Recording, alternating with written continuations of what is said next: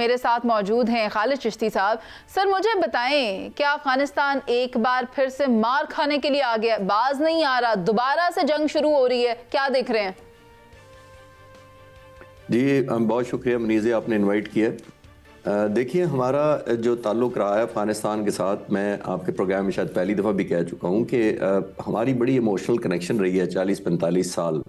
हम इनको देखते आए हैं कि जब 79 में सोवियत यूनियन ने कब्ज़ा किया था तो ये ज़ाहिर है बहुत लाखों की तादाद में बाद में महाजरीन यहाँ पे आ गए थे, इनके कैंप्स थे, फिर मुजाहिदीन ने यहाँ पे ट्रेनिंग की, फिर सोवियत यूनियन को बहुत टफ टाइम दिया और ज़ाहिर है फिर अल्टीमेटली सोवियत यूनियन वापस पुश बैक किया गया और मजबूर हो गया, बाद में डिसइंटीग्रेट हो गया। आज का आ जाते हैं, पिछले 45 साल से आगे आ जाते हैं। आज भी तकरीबन एवरेज 20 से 30 हज़ार गाड़ियाँ नॉर्मल हालात में अफ़गानिस्तान और पाकिस्तान के दरमियान ट्रैवल करती हैं। जब शमरेज़ तो कोयटा में रहे हैं, ये GOC रहे हैं, तो आई कैन अंडरस्टैंड कि इनकी ज़्यादा नज़र है वेस्टर्न बॉर्डर पर रही थी उस वक्त भी। दूसरा, 2016 में बदकिस्मती से उससे पहले तक हमने कोई प्रॉपर फॉर्मलाइज वीज़ा के प्रोसीजर को इन्फोर्स नहीं किया था। ये आकर 2016 में फॉर्मल शक्ल हुई है, लेकिन इस दौरान आपने देखा कि बहुत ज़्यादा उनका ना सिर्फ आना जाना था, बल्कि उन्होंने बहुत सारी वेंचरीज और स्लीपर सेल्स यहाँ पे इस्टेब्लिश किए हुए हैं। यार इंडिया चाहता था, तकरीबन 14 उन्होंने शायद सफारत खाने बनाए हुए थे हमारे बॉर्डर के इर्द गिर्द। किस चीज़ के लिए बनाए थे? अब जिसका आप जिक्र कर रही थी कि वो एक रिस्पॉन्सिबल बिहेवियर इस तरह नहीं रहा। देखिए, जो पहली इनकी हुकूमत थी 1996 में 2001 तक, उस वक्त भी मसले थे, लेकिन कम से कम 3 मुल्कों ने तो इनको रिकग्नाइज किया हुआ था, और वो 3 मुल्क थे पाकिस्तान, सऊदी अरब और UAE। अब इन तीनों मुल्कों से किसी ने नहीं किया, तो उनको सोचने की ज़रूरत है, आया उनके गवर्नेंस का प्रॉब्लम है, डिप्लोमेसी का है, उनकी रेलेवेंस रहने का है, या उनकी कैपेसिटी का है। और मेरा ख्याल है कि सारी चीज़ों का ही है कि उनकी गवर्नेंस भी इस तरह नहीं है, हमने देख लिया। उनकी डिप्लोमेसी तो हमें नज़र नहीं आ रही, बहुत ज़्यादा एडहेरेंस टू लॉ इंटरनेशनल जितने हैं उस पर नहीं, वो कानून की अमल दरामद ना खुद करते हैं, ना इन्फोर्स कर पाए हैं, और शायद उनकी कैपेसिटी भी नहीं है। तो इन हालात में मेरा ख्याल है अब जो भी हो मजबूरन हमें करना पड़ता है। और मैं कई दफ़ा कहता हूँ, हर प्रोग्राम में कहता हूँ कि अफगानिस्तान हमारी कोई चॉइस नहीं है, हमारी फोर्सेस जो है बिल्ड नहीं की जाती कि उनको हमने टेक ऑन करना है, लेकिन बहालत मजबूरी लॉ एंड ऑर्डर, सिक्योरिटी और टेररिज्म को काउंटर करने के लिए ज़ाहिर है हमने बाय कंपल्शन ये करना पड़ता है। And that is our priority. Samrez Salik sahab, मुझे उस एक्सप्लोसिव टनल के बारे में भी बताएं जो कि स्पिन बोल्दक से बनाई गई कि चमन में दाखिल होंगे, पाकिस्तान में घुसेंगे और यहाँ कार्रवाई करके चले जाएंगे, लेकिन जब फिर पाकिस्तान घुसा उस टनल में तो फिर क्या हुआ? थैंक यू वेरी मच, आपने मुझे मदऊ किया इस प्रोग्राम में। सबसे पहले तो मैं कमोडोर चिश्ती को मुअद्दबाना सलाम पेश करूंगा, मेरे इंस्ट्रक्टर रहे हुए हैं NDU में। देखिए, जैसे उन्होंने जिक्र किया, बहुत अनफॉर्चुनेट और काबिल मज़म्मत है कि अफ़गानिस्तान जो है वो एक दानिशमंदी और अक्लमंदी का मुजाहरा नहीं कर रहा। मेरे नज़दीक ना तो अफ़गानिस्तान की गवर्नमेंट अपने लोगों से सिंसेयर है और ना ही आउटसाइड वर्ल्ड से सिंसेयर है। पाकिस्तान तो ऐसा मुल्क है जिसने अफ़गानिस्तान के लिए बहुत ज़्यादा कुर्बानियाँ दी हैं, उनके महाजरीन को अपने पास रखा है 40 साल के लगभग, अभी भी मौजूद है। और जो बाकी कंट्रीज़ हैं, लाइक सऊदी अरबिया हो गया, तुर्किया हो गया, फिर कतर हो गया, जिन्होंने कि एक अमन की राह तलाश करने के लिए एफर्ट की है, उनको भी सही तरीके से अफ़गानिस्तान गवर्नमेंट ने रिस्पॉन्ड नहीं किया। दूसरी साइड जो उनके अपने लोग हैं वो इस वक्त सफ़र कर रहे हैं, बिकॉज अफ़गानिस्तान की जो सप्लाई लाइन्स है वो पाकिस्तान के थ्रू गुजरती हैं। अभी तो एक माह से ऊपर हो गया है कि वो ट्रेड रूट्स बंद हैं और वहाँ पे अशियाई खुर्दोनोश की कीमतें बढ़ रही हैं। लोग जो है वहाँ पे सफ़र कर रहे हैं, लेकिन जो अफ़गान गवर्नमेंट है वो इस चीज़ का एहसास नहीं कर रही कि वो एक अपने ब्रादर मुल्क के साथ अपने तल्लुकात को बेहतर करे। मेरे नज़दीक जब ये इस तरह की सिचुएशन बनती है तो हमारे जो कॉमन दुश्मन है, जो बाहर के दुश्मन है, जिसको अभी अफ़गानिस्तान ने अपना दोस्त बनाया हुआ है जबकि जो कि भारत है, वो इस तरह की सिचुएशन फ़ायदा उठाता है। चमन जो है वो एक बहुत इम्पॉर्टेंट मैं समझता हूँ रादारी है, जहाँ से कि सारी ट्रेड गुजरती है, one of the crossing points. और वहाँ पे इस तरह की एक्टिविटी करना और पाकिस्तान के खिलाफ खुली जारियत करना, मेरा ख्याल है कि जिस तरीके से हमने मुंह तोड़ जवाब दिया है, आई होप कि उन्हें अकल आ जाए और आइंदा इस तरह की एक्टिविटी जो है वो रोक दें। हजारों ख्वाहिशें ऐसी कि हर ख्वाहिश पे दम निकले। हमने सबक उन्हें बहुत बार दिया है मगर वो बाज नहीं आ रहे, और आप ये रात वाला इंसिडेंट ही देख लें। मुझे नहीं लगता कि ये बातों से बाज आने वाले हैं, इनके साथ पता नहीं क्या करेंगे। तो ये रुक सकेंगे। लेकिन शहजाद हुसैन भट्ट साहब, खित्ते का अमन तो ख़राब कर रहे हैं, साथ ही साथ आप देखें कि ये अमेरिका के अंदर जो दहशतगर्दी हुई उसके ताने बाने भी अफगान से मिले। आप मुझे बताएं कि आप इसको एज अ रीजनल डीस्टेबलाइजर किस तरह से देखते हैं अफगानिस्तान को? देखें मुनीज़े मोइन साहबा, ख़तरा अब कुछ बढ़ता जा रहा है।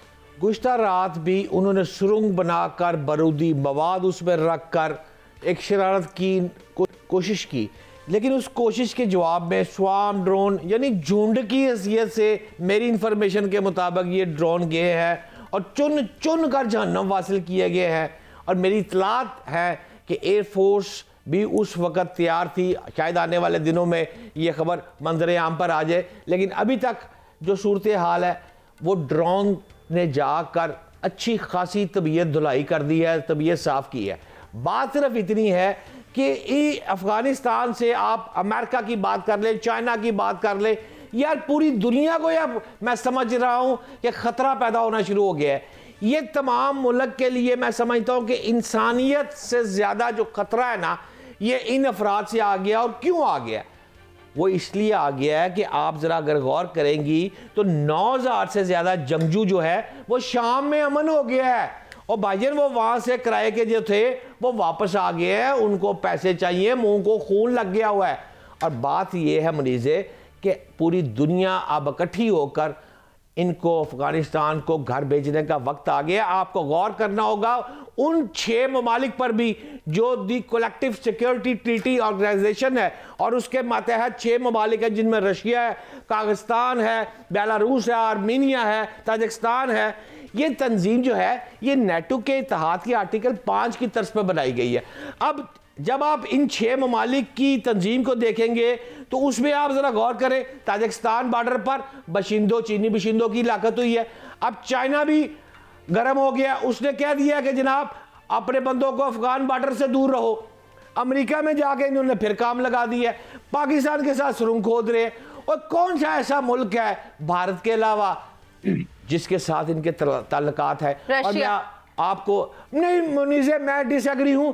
रशिया भी अपने मफादात की खातिर चल रहा है कि मेरे तो दूर ही रहो, मेरे पास है ना हो। अदरवाइज रशिया बाउंड है, जो भी मैंने जैसे आपने बात की कलेक्टिव सिक्योरिटी ट्रीटी ऑर्गेनाइजेशन के तहत, और ये 6 मुल्कों की तंजीम में रशिया शामिल है। लेकिन रशिया जो है वो वेट एंड सी वाली पॉलिसी करेगा। और आखिरी 2 लाइनें मुनीज़े, आपको गौर ये करना पड़ेगा कि अब अगली जो सूरत हाल है उस सूरत हाल में आपको अफगानिस्तान में हुकूमत चेंज होती नजर आएगी। क्योंकि आप गौर करेंगे हुकूमत में 2 किस्म के अफराद है, एक शरारती टोला है और एक जो है वो ज़रा बेहतर है। जो बेहतर टोला है वो इस वक्त ब्रसल्स में बैठा हुआ है। ब्रसल्स में बैठकर वो यूरोपीय यूनियन के साथ मुज़ाकरा तय कर रहा है कि ठीक है। और आपको आने वाले दिनों में मेरी इंफॉर्मेशन के मुताबिक अब तालिबान जो अबूरी हुकूमत है ये चलती हुई मुझे मजीद मुनीज़े नजर नहीं। यानी आपका कहना है कि वहां पर रजीम चेंज होगी। मैं चाहती हूँ खालिद चिश्ती साहब आप हमारे साथ मौजूद हैं और खबर हमारे पास तो नहीं है और कहीं से आई भी नहीं है, लेकिन जराए से मालूम हो रहा है ये ड्रोन स्वॉर्म्स का इस्तेमाल हुआ है रात वाले ऑपरेशन में और तैयारे का भी जिक्र आ रहा है। तो आपके पास तो अंदर की खबर होती है, आप हमें बताएं कि क्या क्या इस्तेमाल किया गया है अब की बार इनको सबक सिखाने के लिए। नहीं मुनीज़े, ऐसी कोई बात नहीं है कि मेरे पास अंदर की खबर होती है। सिर्फ कुछ भी, क्योंकि हमने इफेक्ट क्रिएट करना होता है। हमारी जो मुसल्लह अफवाज हैं, चाहे वो आर्मी हो और एयरफोर्स, ख़ास तौर पे इस एरिया में तो ये 2 फोर्सेस ज़्यादा इन्वॉल्व हैं। हम ये नहीं देखते कि क्या इस्तेमाल किया जाना चाहिए और किसने इस्तेमाल करना चाहिए। देखिए मिलिट्री में होता है इफेक्ट क्रिएट करने होते हैं, उसमें मोस्ट सूटेबल वेपन लिया जाता है, चाहे वो ज़मीन से शेलिंग हो या तोप का कोई गोला अगर कारगर होता है तो फिर ज़ाहिर है हमने फाइटर जहाज़ भेजने की ज़रूरत नहीं होती। अगर हमें डेप्थ चाहिए होती है तो एयरफोर्स के जहाज़ जिसको बंकर कहते हैं, बस्टर या कोई भी जिस तरह का, या लेज़र गाइडेड वो यूज़ करते हैं वेपन्स। और अगर ज़ाहिर है रिस्क भी होता है अगर किसी वजह से, तो फिर ये ड्रोन इस्तेमाल होते हैं। अभी मेरे पास कंफर्मेशन नहीं है कि कौन सा वेपन यूज़ हुआ है, लेकिन at the end of the day अगर हमने अल्हम्दुलिल्लाह इफेक्ट क्रिएट कर लिया और टनल बस्ट कर दिया है और इसको हाइड आउट को एक्सपोज करके डिस्ट्रॉय कर दिया, तो फिर हम इंडिविजुअली सर्विस का क्रेडिट नहीं लेते। और बिल्कुल आपने कहा कि at the end of the day, जैसे हमने बात की कि हमने काउंटर टाइमली किया है, इफेक्टिवली किया, और सिर्फ एक जगह नहीं करते हम। इससे पहले भी मैंने आपके प्रोग्राम में एक दफ़ा कहा था कि जब हमने प्रिसीजन स्ट्राइक्स की थी पाकिस्तान ने अफगानिस्तान के ख़िलाफ़, तो उस वक्त भी ऑलमोस्ट 100 टारगेट जो डेलिबरेट होता था, शायद 5 या 10 अप्रूव किए जाते थे। इसलिए नहीं कि हमारे पास डाटा कंप्लीट नहीं था या इन्फॉर्मेशन एक्यूरेट नहीं थी या हमें एग्जैक्ट पोजीशनिंग उनकी नहीं पता थी। खालिद चिश्ती साहब, पता कलामी की माजरत, लेकिन ये जो ड्रोन स्वॉर्म है इसके बारे में बताएं। ये वही ड्रोन है ना जो रशिया ने यूक्रेन में इस्तेमाल किया है और पाकिस्तान ने अफगानिस्तान के अगेंस्ट? ये जो स्वाम या ड्रोन या ये जो लॉइटरिंग मुनिशन होता है मुनीज़े, ये बुनियादी तौर पर एक वेपन होता है। 10 से 20 किलो इसके बाद एक्सप्लोसिव होता है इसके अंदर लगा हुआ, और ये अब बहुत ज़्यादा दुनिया में अब इस्तेमाल, पहले से तो इतना नहीं हो रहा था, अब लोगों में रियलाइजेशन हुई है। ख़ास तौर पर जो मई का जो कॉन्फ्लिक्ट हुआ था, पाक फ़िज़ाइया ने जो 10 तारीख को जो हमले किए थे इंडिया पर, वो ऑलमोस्ट आधे ड्रोन से किए और आधे फाइटर जहाज से। मैं सिर्फ रेशो आपको इसलिए बता रहा हूं कि आपके व्यूअर्स अप्रिशिएट कर सके कि कितना ज्यादा अब इस्तेमाल होना शुरू किया। सर पूरी कौम अप्रिशिएट करती है। एग्जैक्टली। तो अजरबैजान की अभी आर्मेनिया से जंग हुई थी, उसने तकरीबन मुश्किल से शायद चंद हफ्तों में ये जंग कंक्लूड कर दी थी, क्योंकि तुर्की के बने हुए ड्रोन और लॉइटरिंग मुनिशन इस्तेमाल कर रहा था और आर्मेनिया के टैंकों को और सबको उसने इतना ज्यादा हिट किया था कि ऑलमोस्ट 10,000 स्क्वायर किलोमीटर का इलाका उसने वापस ले लिया था, जो आर्मेनिया के पास 30 सालों से उनके जेरे साया या जेरे कंट्रोल था, वो विड्रॉ कर लिया था उन्होंने। तो ड्रोन्स की इतनी ज्यादा नई न्यू फॉर्म ऑफ वॉरफेयर हो गई है, बिकॉज ये एरियल है, लॉइटरिंग होता है, काफी जिद्दत आ गई है और उसके साथ साथ अपग्रेड भी कर लिया गया है सिस्टम को। जाते जाते ब्रेक पर मैं समरेज सालिक साहब चाहती हूँ आप मुझे थोड़ा एनलाइटन कर दें कि बाबे दोस्ती के हालात कैसे हैं, क्या उसको कोई नुकसान पहुंचा है? नहीं, मुझे Maneeze I am so sorry, I would admit कि मैं उस पे ग्राउंड पे जो सिचुएशन है उसके ऊपर बहुत ज्यादा करंट नहीं इस वक्त राइट नाउ, लेकिन मैं ये कहना चाहूँगा कि ये मतलब है जो अफगानिस्तान है, जैसे पहले कहा गया कि इट इज़ बिकमिंग अ सोर आई फॉर एंटायर वर्ल्ड, चाहे नेबर्स हैं चाहे यूएस है, वहाँ पे भी ये प्रॉब्लम्स आ रही हैं।